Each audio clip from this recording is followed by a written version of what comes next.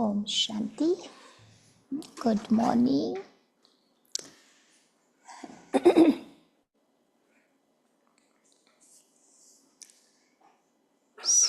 आज बाबा कहते हैं कि हम गॉडली यूनिवर्सिटी के स्टूडेंट्स हैं। गॉडली यूनिवर्सिटी की स्टूडेंट्स की क्या विशेषता है जो उस यूनिवर्सिटी में भी नहीं होता? सभी पढ़ते हैं। इस यूनिवर्सिटी की क्या विशेषता है? सुबह सुबह खुल जाती है और क्या होता है? सोचो। न्यारे प्यारे होते हैं। स्टूडेंट्स की क्या विशेषता, कौन सी महानता है? और कुछ होता है गॉडली यूनिवर्सिटी में? सभी एक साथ पढ़ते हैं। हाँ, और क्या होता है? तो आज बाबा कहते इस यूनिवर्सिटी में जब भी पढ़ाई करते हैं ना, तो आंखें खुली रख करके करते हैं। आंखें बंद करके नहीं पढ़ाई की जाती। नहीं, वो यूनिवर्सिटी में भी नहीं होती है ना, आंखें खुली रखनी पड़ती है। यहाँ तो बाबा तीनों ही आंखें खुली रखने की बोलते हैं। स्थूल नेत्र, साथ ही साथ तीसरा नेत्र। बाबा ने ट्यूसडे भी बताया था ना, कितनी महिमा की थी कि आंखें खुली रखने से क्या क्या फायदे होते हैं। फिर बाबा कहते ज्ञान भक्ति में क्या कॉन्ट्रास्ट है? ऐसी कौन सी बात जो भक्ति में नहीं है वो ज्ञान मार्ग में करते हैं?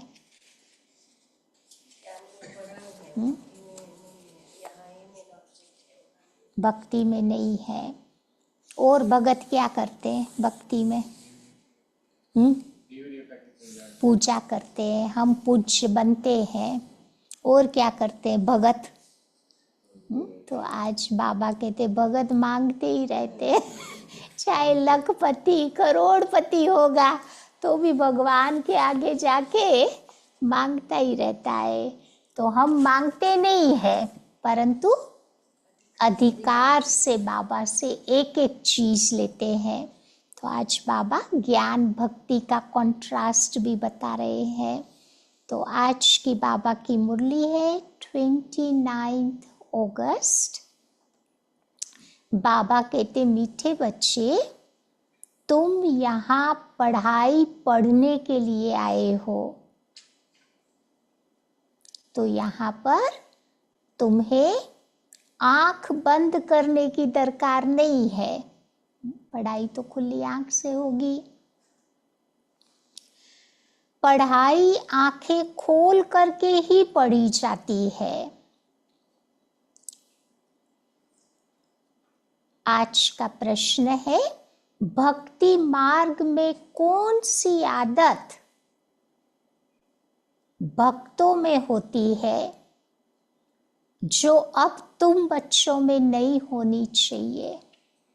भक्ति मार्ग में कौन सी आदत भक्तों में होती है जो तुम बच्चों में नहीं होनी चाहिए?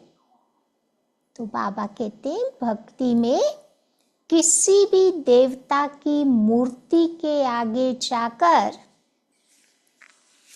कुछ न कुछ मांगते ही रहते हैं और उसी प्रकार याद करते हैं ना देवताओं को।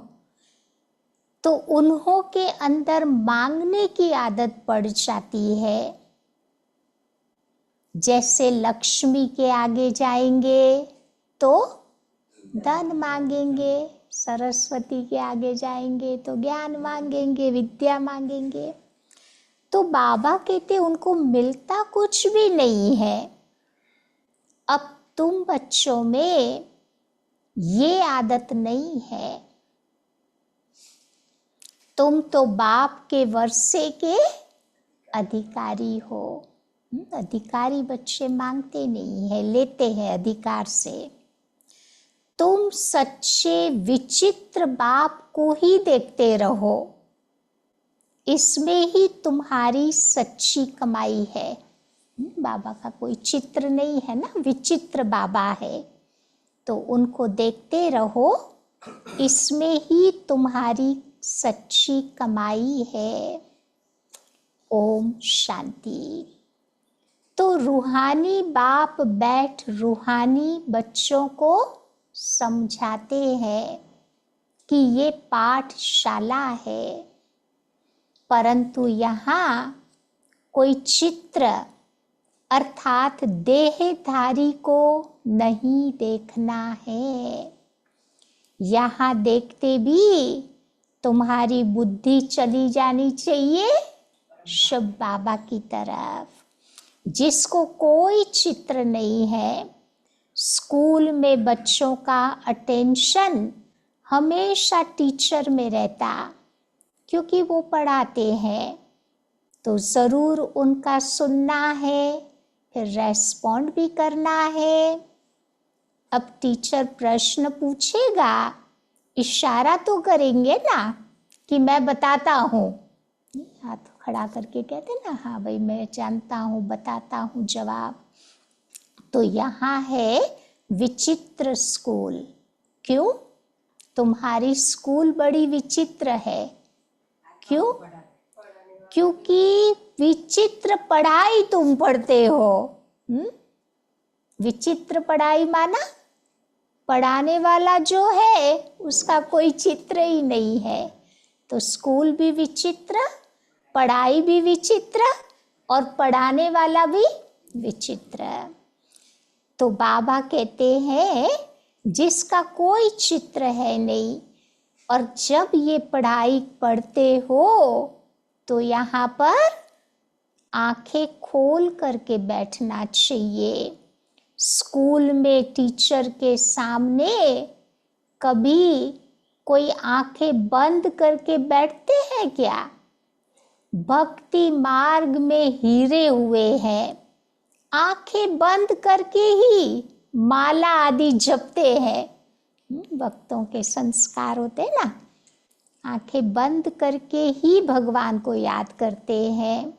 ये साधु लोग भी आंखें बंद करके ही बैठते हैं। वो तो स्त्री को देखते भी नहीं है, कहते हैं कि कहाँ मन चलायमान न हो जावे। खास करके स्वामी नारायण में होता है ना, बहनों को ने सामने नहीं रखते। परंतु आजकल का जमाना बड़ा तमो प्रधान है।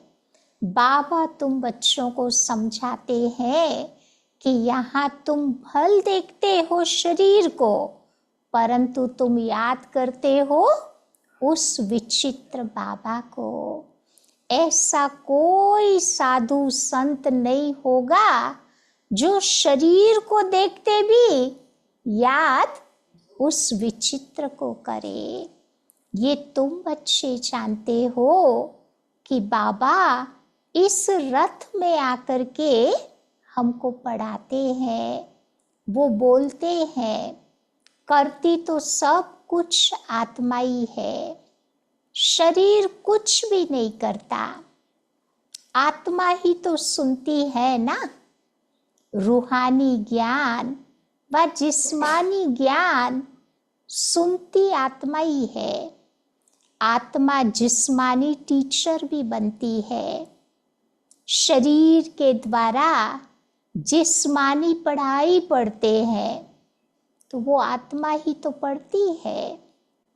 अच्छे व बुरे संस्कार भी आत्मा ही धारण करती है। शरीर तो उसका राख हो जाता है। ये कोई मनुष्य नहीं जानते। उन्हों को दे अभिमान रहता है कि मैं फलाना फलाना हूँ, मैं प्राइम मिनिस्टर हूँ। ऐसे नहीं कहेंगे कि हम आत्मा ने ये प्राइम मिनिस्टर का शरीर लिया है। दुनिया में ऐसे नहीं कहेंगे। तो बाबा कहते हैं कि वो आत्मा शरीर को एक ही समझ लेते हैं। तुम बच्चे तो इन बातों को समझते हो, कि सब कुछ करने वाली है आत्मा। आत्मा ही तो अविनाशी है। शरीर सिर्फ तुम्हें यहाँ मिला है किस लिए? पाठ बचाने के लिए। इसमें अगर आत्मा न होती तो शरीर कुछ भी कर न सके। आत्मा शरीर से निकल जाती तो जैसे शरीर मुर्दा हो जाता है ना, घर में भी नहीं रखते, तो आत्मा को इन आँखों से देख नहीं सकते, वो बिल्कुल सूक्ष्म है। तो बाबा भी कहते हैं कि बच्चे बाबा को बुद्धि से याद करो, मन में अच्छे संकल्प करो और बुद्धि को बाबा में फोकस करो। तुमको बुद्धि में है कि हमको शिव बाबा पढ़ाते हैं इन द्वारा, तो ये भी तो सूक्ष्म समझने की बातें हैं ना। कई बच्चे तो अच्छी रीति समझते हैं, कोई कोई तो जरा भी नहीं समझते। अल्फ माना भगवान बाबा, सिर्फ भगवान व ईश्वर कहने से वो बाप का संबंध नहीं रहता। इस समय सब पत्थर बुद्धि है, क्योंकि रचयिता बाप और रचना के आदि मध्य अंत को नहीं जानते। तो ये वर्ल्ड की हिस्ट्री जियोग्राफी रिपीट होती रहती। अभी तो है संगम युग, संगम का भी किसी को पता नहीं है। लोग कलयुग ही समझते हैं, संगम युग का भी पता नहीं। तुम बच्चे समझते हो, आगे हम भी तो नहीं जानते थे ना। बाबा अभी तुम्हें ये ज्ञान के श्रृंगार से श्रृंगारते हैं, फिर यहाँ से बाहर जाते हैं तो माया धूल में लथेड़ कर ज्ञान का सारा श्रृंगार बिगाड़ देती है। देह अभिमान में आ जाते तो ज्ञान ध्यान भूल जाता। तो बाबा श्रृंगार करते, परंतु अपना पुरुषार्थ भी तो बच्चों को करना चाहिए ना। कई बच्चे मुख से ऐसा बोलते हैं जैसे कि जंगली, जैसे कि श्रृंगार उसका हुआ ही नहीं है, सब कुछ उस समय भूल जाते हैं। अब लास्ट नंबर में जो स्टूडेंट्स बैठे रहते हैं, उनकी पढ़ाई में इतनी दिल नहीं लगती। हाँ, फैक्ट्री आदि में सर्विस कर कोई कोई शाहूकार बन जाते हैं। पढ़ा हुआ कुछ भी नहीं है तो भी ये बहुत ऊंची पढ़ाई है। ये पढ़ाई पढ़ करके भविष्य में ऊंच पद उसको मिल सकता है। यहाँ तुमको फैक्ट्री आदि में बैठकर कोई काम नहीं करना है जिससे धनवान बनना है, क्योंकि तुम बच्चे तो जानते हो कि ये सब कुछ खलास होना है। साथ में चलेगी एक ही चीज, कौन सी चीज है? ये अविनाशी कमाई जो साथ चलेगी। तुम बच्चों को मालूम है कि मनुष्य मरते हैं तो खाली हाथ जाते हैं, साथ में कुछ भी वो नहीं ले जाएंगे, लेकिन तुम्हारे हाथ तो भरतू हो जाएंगे। इसी को ही कहा जाता है सच्ची सच्ची कमाई। ये सच्ची कमाई तुम्हारी होती है 21 जन्मों के लिए। तो बेहद का बाप ही तो सच्ची कमाई कराते हैं ना। तुम बच्चे देखते हो इस चित्र को, परंतु चित्र को देखते याद करते हो विचित्र बाप को। क्योंकि तुम भी आत्मा हो, तो आत्मा अपने बाप को याद करती, बाबा से ही पढ़ती है। तो आत्मा को और परमात्मा को तुम देखते ही नहीं हो, परंतु बुद्धि से उसको जानते हो। स्थूल नेत्रों से नहीं देखते, परंतु बुद्धि का तीसरे नेत्र से हम जानते हैं। तो हम आत्मा अविनाशी और तुम्हारा ये शरीर विनाशी है। ये बाप भी बल तुम्हारे सामने तुम बच्चों को देखते हैं, परंतु बुद्धि में रहता है कि हम आत्मा को समझाते हैं। बाबा ब्रह्मा बाबा की बात कर रहे हैं। बाबा भी बच्चों को समझाते थे, लेकिन सामने बच्चे बैठे हुए होते थे, लेकिन बुद्धि में रहता था कि मैं इन आत्माओं को समझा रहा हूँ। तो अभी बाप तुम बच्चों को जो सिखलाते हैं वो सच ही सच है, इसमें झूठ की रत्ती भी नहीं। तुम बच्चे सचखंड के मालिक बनते हो। ये है झूठ खंड। झूठ खंड कलयुग है, सच खंड को कहा जाता सतयुग। तो रात दिन का फर्क है ना। सतयुग में कोई दुख की बातें होती ही नहीं, तभी तो उसका नाम है सुख धाम। उस सुख धाम का मालिक केवल बेहद का बाप ही बनाएगा। और ये बेहद का बाप ऐसा है, आज बाबा को एक बात पसंद आ गई है कि उस बाप का कोई चित्र नहीं है, बाकी तुम सबके तो चित्र है, शरीर है। उनकी आत्मा का नाम क्या कभी फिरता है क्या? उनका नाम एक ही रहता है, शिव। हमारा 84 जन्म में नाम फिरते रहते हैं, अलग अलग नाम पढ़ते हैं ना। कोई कोई जन्म में 2-3 नाम भी होते हैं, तो बदलते रहते हैं हर जन्म में। तो बाबा कहते उनका नाम तो है ही शिव, और सबको आत्मा ही आत्मा कहते हैं, बाकी शरीर का नाम पड़ता है।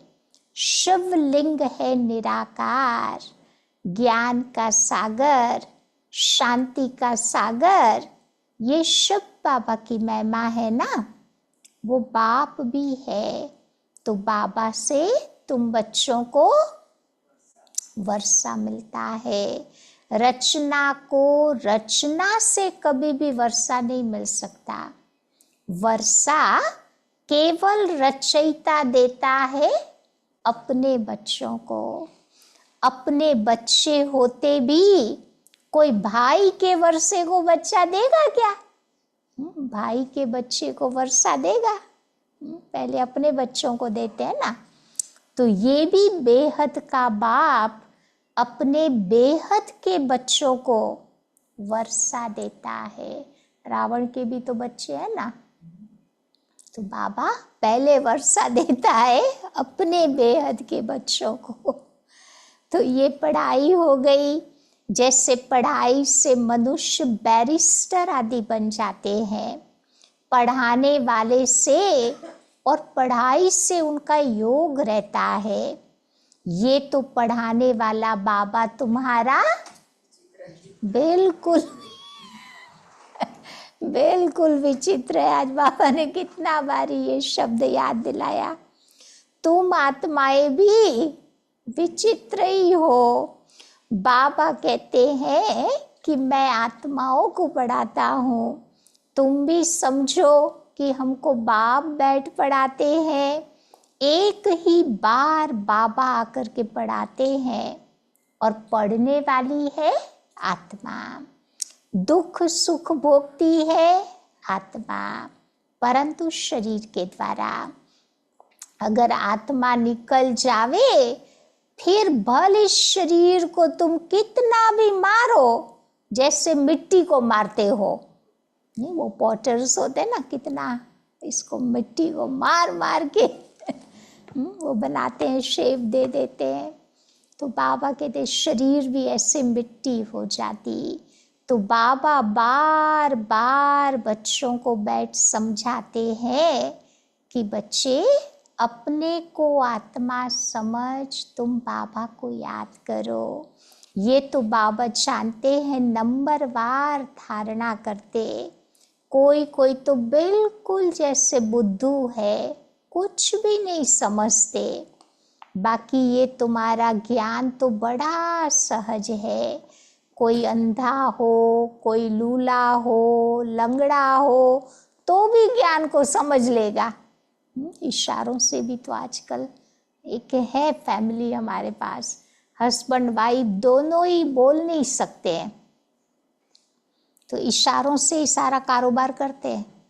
लेकिन बच्चे उनके सब बोलते हैं लेकिन विज्ञान में है तो मतलब वो दोनों नहीं बोल पाते हैं, लेकिन चलता है कारोबार हाँ ना ऑकलैंड में नहीं, इंडिया की बात सुनाती हूँ, वहाँ पर मिली थी मैं। तो बाबा कहते हैं, तो देखो नंबरवार होते हैं ना, आत्मा कभी लूली लंगड़ी नहीं होती शरीर लूला लंगड़ा होगा, आत्मा नहीं होती, शरीर होता है। तो बाबा कितना अच्छी रीति बैठ बच्चों को समझाते हैं, परंतु बच्चों की भक्ति मार्ग की आदत पड़ी हुई है, इसीलिए क्या करते हैं आज बाबा का 3 ही टॉपिक है। तो भक्ति मार्ग की आदत पड़ी है तो बच्चे आंखें बंद करके बैठते हैं, लेकिन यहाँ पर भी आंखें बंद करके बैठते हैं, जैसे मतवाले नहीं होते नशे में चढ़े हुए होते ना। तो बाबा भी तुम बच्चों को कहते हैं कि बच्चे आंखें बंद मत करो। भक्ति में तो आप देखो वो मूर्तियों के आगे जाएंगे, आंखें बंद कर देंगे, या फिर वो भजन भी गाएंगे कि अखियां प्यासी रे प्रभु दर्शन की। अब भगवान दर्शन भी दे देगा, कैसे देखेगा आंखें तो बंद है ना। तो भगवान हमें खुली आंख से देखता है तो अच्छा है ना, आप भी खुली आंख से देखो उसको। तो बाबा कहते हैं कि अब तुम बच्चों को आंखें बंद नहीं करनी है, सामने देखते हुए भी बुद्धि से एक बाबा को याद करो, तभी तुम्हारे विकर्म विनाश होंगे। अब है कितनी सहज बात, फिर भी बच्चे कहते हैं, क्या कहते हैं है सहज बात, फिर भी कहते हैं कि हम बाबा को याद नहीं कर सकते हैं, यानी बाबा भूल जाता है कभी कभी, कहते हैं ना। तो बाबा कहते हैं कि अरे लौकिक बाप जिससे हद का वर्षा मिलता, उस बाप को तो मरने तक भी याद करते हो, और ये सब आत्माओं का बेहद का बाप है, क्या तुम उस बाबा को याद नहीं कर सकते जिस बाप को तुम बुलाते रहते हो कि ओ गॉड फादर, गाइड भी कहते हो। तो वास्तव में ये कहना भी रॉन्ग हो गया। बाप सिर्फ एक का गाइड नहीं बनता, वो बेहद का गाइड है। वो कोई एक को थोड़ा लिबरेट करेंगे।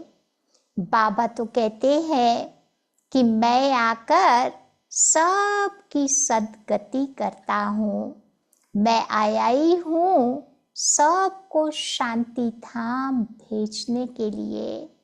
तो बाबा कहते हैं कि तुम बच्चों को यहाँ पर मांगने की कोई दरकार नहीं है, ये बेहद का बाप है ना।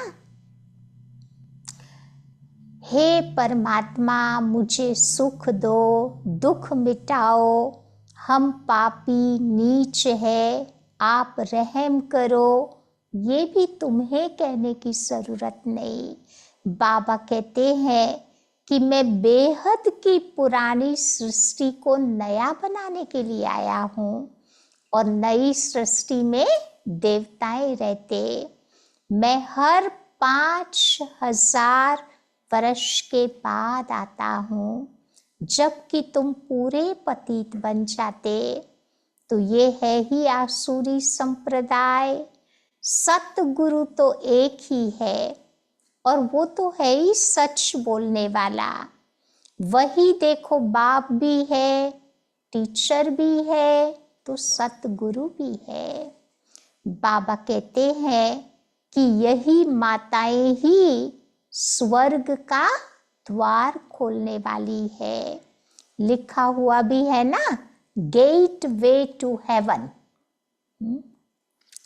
परंतु ये भी मनुष्य समझ थोड़े ही सकते हैं। नर्क में पड़े हैं तब तो बुलाते हैं। अब बाबा तुमको स्वर्ग में जाने का रास्ता बताते हैं। बाबा कहते हैं कि मैं आता ही हूँ पतितों को पावन बनाने और सबको वापस घर ले जाने। 2 काम के लिए बाबा आते हैं, पतितों को पावन बनाने, सबको वापस घर ले जाने। तो अब अपने को आत्मा समझ बाबा को याद करो तो तुम्हारे सारे पाप कट जाएंगे। सबको एक ही बात तुम सुनाओ, एक ही बात सुनाओ कि बाबा कहते हैं कि अब माया जीत, जगत जीत बनो। मैं तुम सबको जगत का मालिक बनने का रास्ता बताता हूँ। फिर लक्ष्मी की दीप माला पर कितनी पूजा करते हैं, उनसे धन मांगते हैं। ऐसे नहीं कहते कि हेल्थ अच्छी करो, हमारी आयु बड़ी दे दो। लक्ष्मी माता से वो नहीं मांगते, परंतु धन जरूर मांगते। लेकिन तुम बच्चे तो बाबा से वर्षा लेते हो ना, तुम्हारी तो आयु कितनी बड़ी हो जाती। अभी हेल्थ, वेल्थ, हैप्पीनेस सब कुछ दे देते। वो तो लक्ष्मी से सिर्फ ठिकरिया ही मांगते रहते हैं, पैसे ही मांगते रहते हैं ना, सामान्य चीज, और वो मिलती थोड़ी ही है। ये तो केवल उनको एक आदत पड़ गई है, देवताओं के आगे जाके मांगते ही रहते।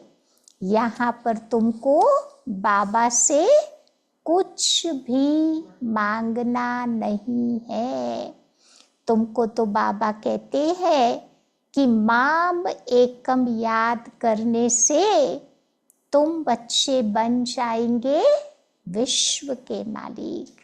सृष्टि चक्र को जानने से बन जाएंगे चक्रवर्ती राजा। तो दैवी गुण भी धारण करने हैं, इसमें कुछ भी बोलने की दरकार नहीं रहती, क्योंकि बाप से स्वर्ग का वर्षा मिलता है ना। अभी तुम इनकी पूजा क्या करेंगे? तुम जानते हो हम खुद ही ये बनते हैं, फिर इन 5 तत्वों की क्या पूजा करेंगे? हमको विश्व की बादशाही मिलती है, तो ये क्या करेंगे? अभी तुम मंदिर आदि में नहीं जाएंगे। बाबा तो कहते हैं ये सब भक्ति मार्ग की सामग्री है। ज्ञान में तो एक ही अक्षर होता है। कौन सा एक अक्षर होता? कि माम एकम याद करो। बस याद से ही तुम्हारे सारे पाप कट जाएंगे और तुम्हारी आत्मा सतो प्रधान बन जाएगी। तुम ही सर्वगुण संपन्न थे, फिर बनना पड़े, ये भी समझते नहीं। पत्थर बुद्धियों से बाबा को कितना मत्था मारना पड़ता है। तो ये बच्चों को तो निश्चय होना चाहिए ये बातें कोई साधु संत तुम्हें बता न सके सिवाय एक बाप के। ये कोई ईश्वर थोड़ी ही है, ये तो बहुत जन्मों के भी अंत में है। तो मैं प्रवेश उनमें करता हूँ। बाबा प्रवेश उनमें करता है जिसने पूरे 84 जन्म लिए हैं। जो गावड़े का छोरा था फिर वो श्याम से सुंदर बनता है। तो ये तो पूरे गावड़े का छोरा था ना। ब्रह्मा बाबा की बाबा बात कर रहे हैं। बाबा का जन्म भी तो गांव में हुआ था, गावड़े में ही रहते थे ना। फिर जब कुछ साधारण बना तो बाबा ने प्रवेश किया, क्योंकि इतनी सारी भट्ठी बननी थी, इन्हों को खिलाएंगे कौन, तो जरूर साधारण भी तो चाहिए ना। तो ये सब समझने की बातें हैं। जन्म बिल्कुल गरीब परिवार में हुआ था, कि बाबा का बाप टीचर था, तो इतना कोई पैसा नहीं था, साधारण फैमिली थी। फिर धीरे धीरे बाबा अपनी बुद्धि के आधार से फिर वो डायमंड मर्चेंट बने, और फिर धीरे धीरे ना कमाते गए, फिर इतना पैसा आया, तब जाकर के बाबा ने इनमें प्रवेश किया। और फिर बाबा ने अपनी सारी संपत्ति लगाई। 14 साल तक कितने 300 बच्चों की पालना की। यज्ञ में 250-300 के करीब थे ना, तो बाबा ने 14 साल तक पालना की। तो देखो कितना बड़ा भारी काम किया ना। तो बाबा उनकी महिमा कर रहे हैं। तो ये सब समझने की बातें हैं ना। बाबा खुद कहते हैं कि मैं इनके बहुत जन्मों के अंत में प्रवेश करता हूँ। जो सबसे पतित बना था फिर वही पावन बनेंगे। तो 84 जन्म इसने लिए हैं तत्वम। तो बाबा के साथ साथ कई ऐसे अनन्य बच्चे, उनके भी 84 जन्म है। अब बाबा कहते एक तो नहीं, बहुत है। सूर्यवंशी चंद्रवंशी बनने वाले ही यहाँ तुम्हारे पास आते हैं नंबरवार पुरुषार्थ अनुसार। बाकी तो कोई ठहर नहीं सकेंगे, आएंगे चले जाएंगे। अब देरी से आने वाले ज्ञान भी तो देखो थोड़ा ही सुनेंगे ना, फिर वहाँ भी देरी से आएंगे। यहाँ देरी से आए तो वहाँ भी फिर आराम से ही आएंगे। त्रेता में आएगा तो कोई द्वापर में, कोई कलयुग में, जिसका जब पाठ होगा। अच्छा, मीठे मीठे सिक्की लधे बच्चों प्रति माता पिता बाप दादा का याद प्यार और गुड मॉर्निंग। रूहानी बाप की रूहानी बच्चों को नमस्ते। रूहानी बच्चों की रूहानी बाप को नमस्ते। आज की धारणा पॉइंट, पहली बात बाबा बताते हैं, बाप जो ज्ञान श्रृंगार करते हैं उसे कायम रखने का पुरुषार्थ करना है। बाप जो ज्ञान श्रृंगार करते हैं उसे कायम रखने का पुरुषार्थ करना है। उसके लिए बाबा किसका उदाहरण बताते हैं कभी कभी, जो श्रृंगार को बिगाड़ देता है ना, कौन है? हाँ गधे को कितने साबुन से नहलाओ, कितना साफ करो, परंतु उसकी आदत होती है मिट्टी में लेटने की नहीं, तो बाबा कहते ऐसे फिर माया भी हमारा श्रृंगार खराब कर देती।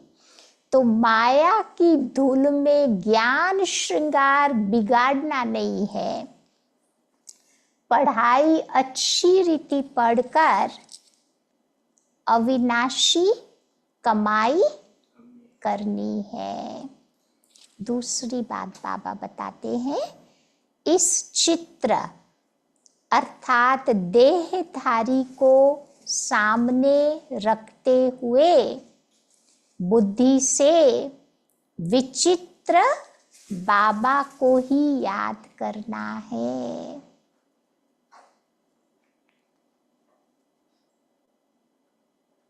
आंखें बंद करके बैठने की आदत नहीं डालनी है, फिर माया आ जाती है ना, बंद होती है तो फिर। और तीसरी बात बाबा ने कौन सी बताई कि बेहद के बाप से कुछ भी मांगना नहीं है।